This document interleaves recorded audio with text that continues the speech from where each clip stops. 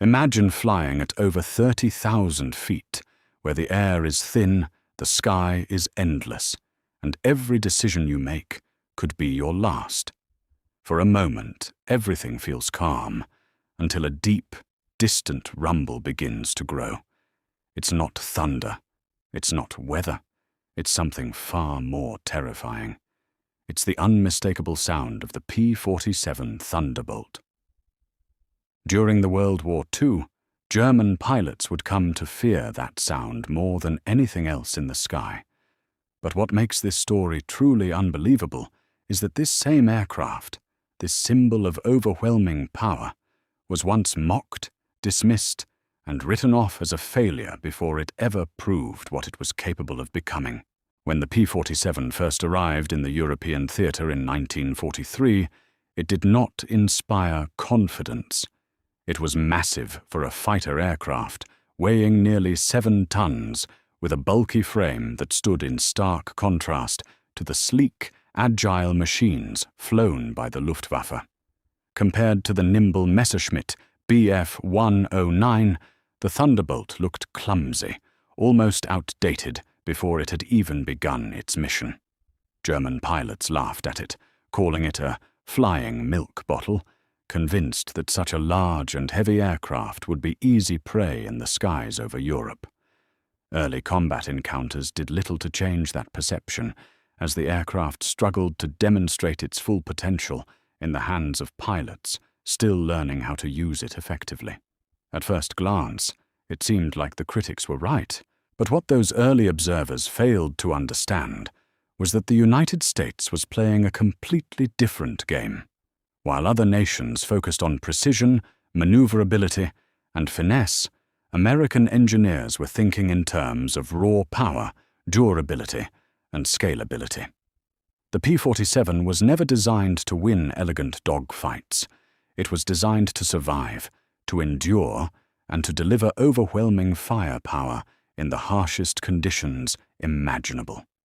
At its heart was a turbo-supercharged engine that allowed it to dominate at high altitudes where enemy aircraft struggled to breathe, giving it a critical advantage in the upper reaches of the sky. And then there was its armament: 8.50 caliber machine guns, capable of unleashing a storm of bullets so dense it could shred enemy aircraft in seconds. This wasn't just a fighter. It was a flying fortress disguised as one. As American pilots began to understand the strengths of the Thunderbolt, everything started to change.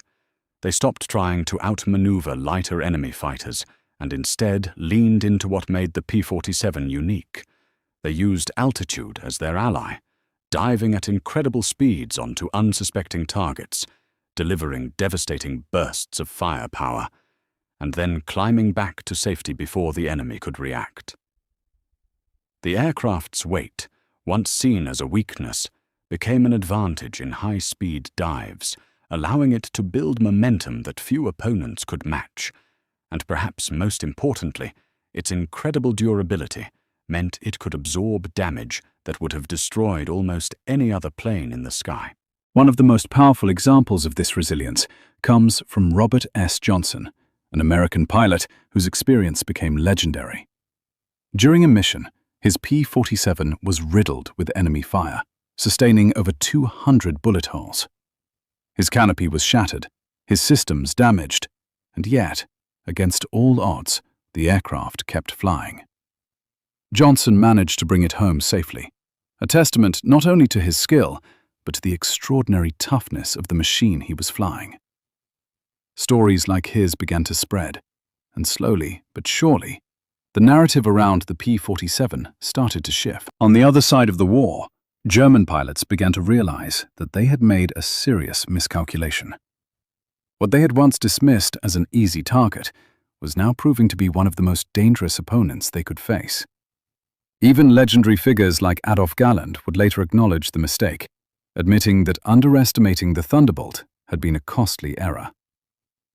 The P-47's ability to operate effectively at high altitudes gave it control over key areas of the sky, and its firepower made it lethal in both air-to-air combat and ground attack missions. As the war progressed, the Thunderbolt's role expanded even further. It became a dominant force, not just in aerial combat, but in destroying enemy infrastructure on the ground. Armed with bombs and rockets, in addition to its machine guns, it tore through trains, trucks, and supply lines, crippling the enemy's ability to sustain their war effort. The psychological impact was just as significant as the physical destruction. German pilots and ground troops alike began to associate the sound of its engine with imminent danger. The moment they heard that deep, rolling thunder, they knew they were in trouble. By the final years of the war, the transformation was complete. The aircraft that had once been mocked was now one of the most feared weapons in the Allied arsenal. More than 15,000 P-47 Thunderbolts were produced, a staggering number that reflected the industrial might of the United States. This wasn't just about building a better airplane. It was about building enough of them to overwhelm the enemy completely. It was a strategy rooted in scale, efficiency, and relentless pressure. And it worked. In the end, the story of the P-47 Thunderbolt is not just about engineering or combat. It's about adaptation, resilience, and the power of rethinking what victory looks like. It's about taking something that the world underestimated and turning it into a force that could not be ignored. While others relied on tradition and precision, the United States embraced power and production, proving that sometimes the key to winning isn't being the most elegant or the most refined. It's being the most unstoppable. And in the skies over Europe, nothing embodied that idea more than the thunder that rolled in before the storm. The P-47 Thunderbolt.